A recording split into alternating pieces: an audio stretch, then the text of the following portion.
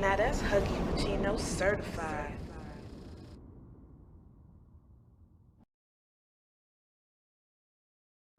What's going on, y'all? This is Huggie Pacino back with another video. Article by the New York Times, dated April 2nd. 1,000-bed comfort was supposed to aid New York.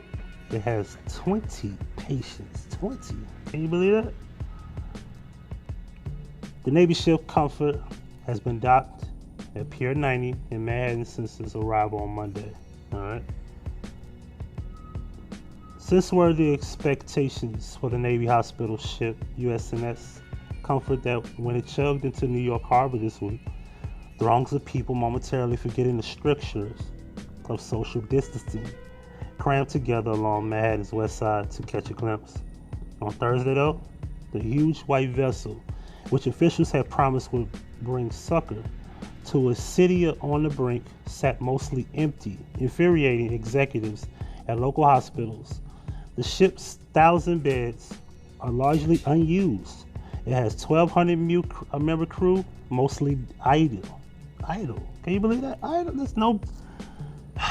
That's crazy. Only 20 patients had been transferred to the ship, officials said. Even as New York hospitals struggled to find space for thousands infected with the coronavirus, another Navy hospital ship, the USNS Mercy, docked in Los Angeles, has had a total of 15 patients, officials said. If I'm blunt about it, it's a joke, said Michael Downing, the head of Northwell Health, New York's largest hospital system. Everyone can say, thank you for putting up these wonderful places and opening up these cavernous halls. But we're in a crisis here. We're in a battlefield. The Comfort was sent to New York to relieve pressure on the city's hospitals by treating people with ailments other than COVID-19. The illness caused by coronavirus. President Trump left a 9-day sequester in the White House last week to travel to Norfolk, Virginia to personally see off the ship as it set sail for New York, saying it would play a critical role. The ship's arrival on Monday was cheered as one of the few bright moments in a grim time for the city. But the reality has been different. A tangle of military protocols and bureaucratic hurdles has prevented the Comfort from accepting many patients at all. On top of its strict rules preventing people infected with the virus from coming on board, the Navy is also refusing to treat a host of other conditions. Guidelines disseminated to hospitals included a list of 49 medical conditions that would exclude a patient from admittance to the ship. I'll repeat that again. Guidelines disseminated to hospitals included a list of 49 medical conditions that would be excluded a patient from admittance to the ship. Ambulances cannot take patients directly to the Comfort. They must first deliver patients to a city hospital for a lengthy evaluation, including a test for the virus, and then pick them up again for transport to the ship. At a morning briefing on Thursday, officials said 3 patients had been moved to the Comfort after the New York Times published an article with that number. Elizabeth Baker, a spokeswoman for the Navy, said that the number had increased by 20 by late in the day.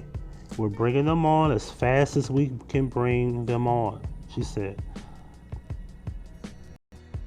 Hospital leaders said that they were exasperated by the delays. Mr. Dowling said he has had to tear his hospitals apart, retrofitting any unused space, including lobbies and conference rooms, into hospital wards. His facility now houses 2,800 so-called COVID patients, up from 100 on March the 20th, he said. About 25% of those are in serious condition in intensive care units. Across the city, hospitals are overrun. Patients have died in hallways before they could even be hooked up to one of the few available ventilators in New York. Doctors and nurses who have had to use the same protective gear again and again are getting sick So many people are dying that the city is running low on body bags. At the same time, there is not a high volume of non-coronavirus patients because most New Yorkers have isolated themselves in their home. There are fewer injuries from car accidents, gunshots, and construction accidents that will require an emergency room visit. Ultimately, Mr. Dowling and others said if the comfort refuses to take COVID patients, there are a few patients to send. And given the pernicious spread of the disease in New York City, where nearly 50,000 were infected as of Thursday, dividing patients into those who have it and those who do not is pointless, he said. The solution, he and others said, was to open the comfort to the patients with COVID-19. It's pretty ridiculous, he said. If you're not going to help us with the people we need help with, what's the purpose? Asked about Mr. Dowling's criticisms, the Defense Department referred to Mr. Trump's statement about the comfort at his daily briefing. The president said only that the ships was not accepting patients with the coronavirus.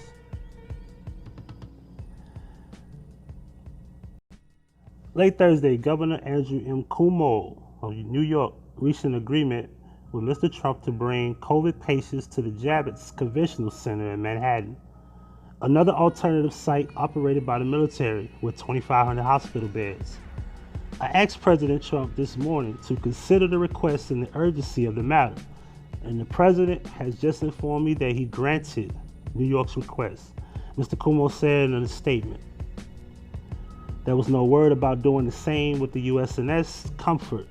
Captain Patrick Amberbach, the commanding officer of the medical personnel aboard the Comfort, said at the news conference that for now his orders were to accept only patients who had tested negative for the virus. If ordered to accept coronavirus patients, he said the ship could be reconfigured to make that happen. In our mission ships, we do what we can to meet that mission, he said. From the outset, readying the hospital ship for use in a pandemic proved a challenge. The Comfort was built to operate in battlefield conditions, and its physicians accustomed to treating young, otherwise healthy soldiers suffering from injuries related to gunshots and bomb blasts. Most people who are hospitalized with COVID-19 are older and infected with a novel pathogen that even the world's top medical researchers do not fully understand. Any outbreak on board could quickly spread and disable the ship's operation. As a precaution, the ship's crew isolated for 2 weeks before embarking on a new mission to New York. They must remain on board for the duration of their mission in New York. The ship has struggled to fulfill civilian missions in the past.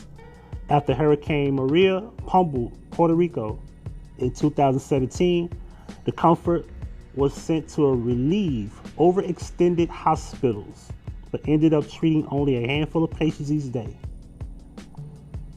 A military physician who had previously served on the Navy's hospital ships said in an interview that conditions on board were suitable for soldiers, but with this narrow bunked cots instead of modern hospital beds, it was not ideal for treating civilians.